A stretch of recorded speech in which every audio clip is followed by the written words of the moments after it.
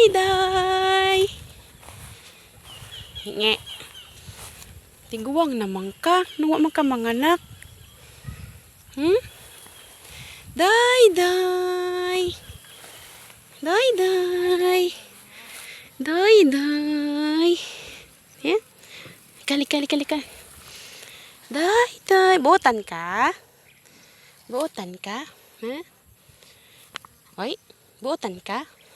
Uy, buotan ba ka? Buotan yun. Buotan ni Day-day. Manungag ne? Manungag ne? Manungag. Ba't ginaganyan ako? Ganon. Oh. Oh.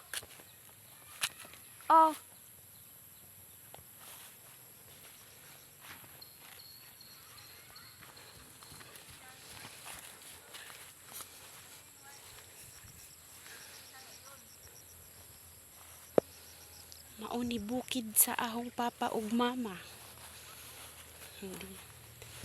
Dito kami lumaki.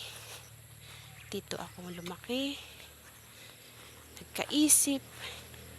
Dito ako natuto sa lahat ng trabaho.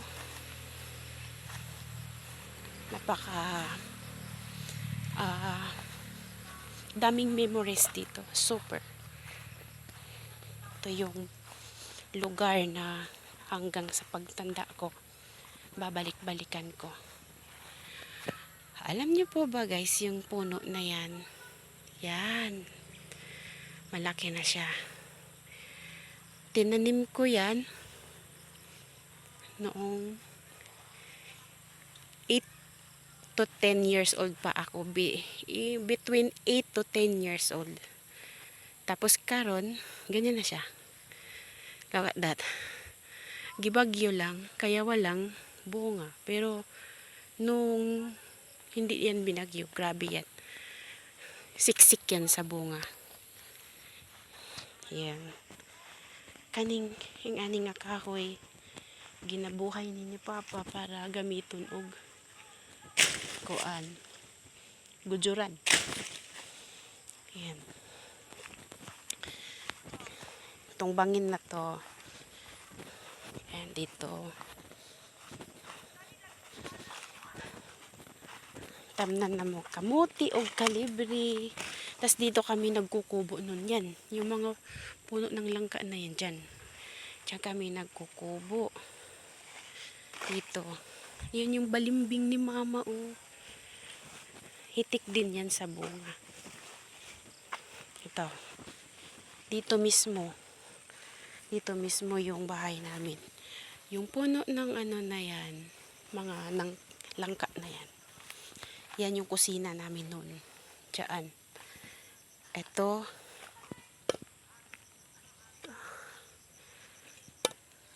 Wala pa to nun.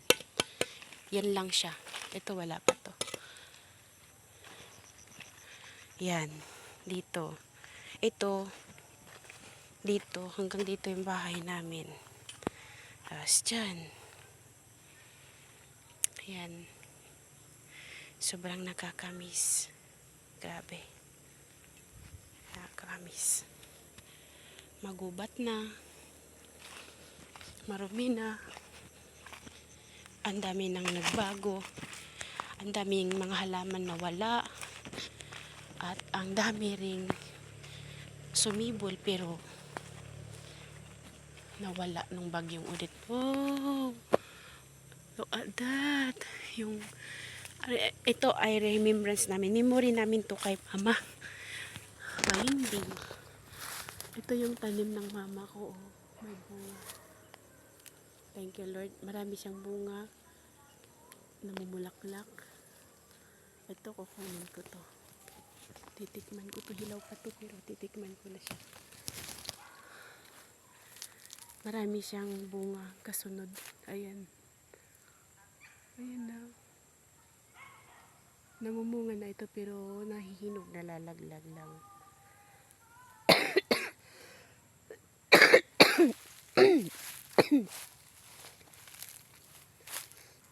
Ito tinanim ni mama, maliit pa lang ako. Elementary pa lang ako. Tapos ngayon, yan, katawan niya. Tapos ito na siya. Tagal na. Kasi, more than 20 years na siya. Matanda na itong puno na ito. I think,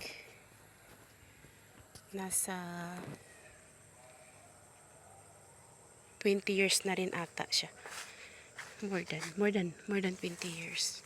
Kasi bata pa ako nung tinanim niya to, ang daming maliit pa yan dyan. Tapos nung namumunga siya, naranasan ko siyang makita na hitik sa bunga, sobra. Ang dami niyang bunga. Dito. Yan. Itong lugar na to, yan. Diyan may daanan, tapos doon yung tapahan namin sa may unahan. Yan. Doon sa likod ng mga damo, masukal na yan. Doon sa gilid ng kalsada, doon yung tapahan namin, kubo-kubo. Tapos bababa kami dyan. Laging malinis po yan, nung buhay pa ang papa ko. Yan, yung malinis na yan dyan. Daanan po yan, yung bangin na yan. Dyan, nangunguha kami. Pag may nag-akyat ng niyog, doon babagsak sa baba. So, kinukuha namin yan doon. Tapos, may nakaabang nakalabaw doon at balsahan. Yan. Ganon yung buhay ko. Nakakamiss.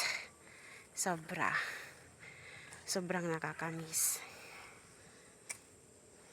Yung ganong buhay mo na dati mong ginagawa. Masarap balikan.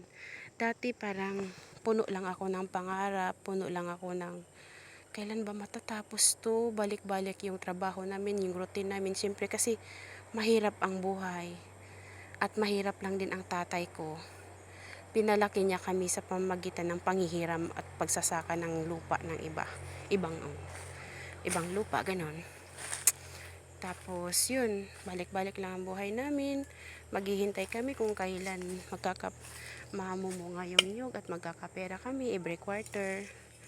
Tapos wala kami bang ginawa kundi magtanim ng magtanim. Walang katapusang pagtatanim. Alam niyo po ba, grabe yung naranasan kong hirap. Kasi mahirap lang kami, pero masaya. Yun po yung buhay na hindi mababayaran ng pera. Yun. Hindi siya mababayaran ng pera.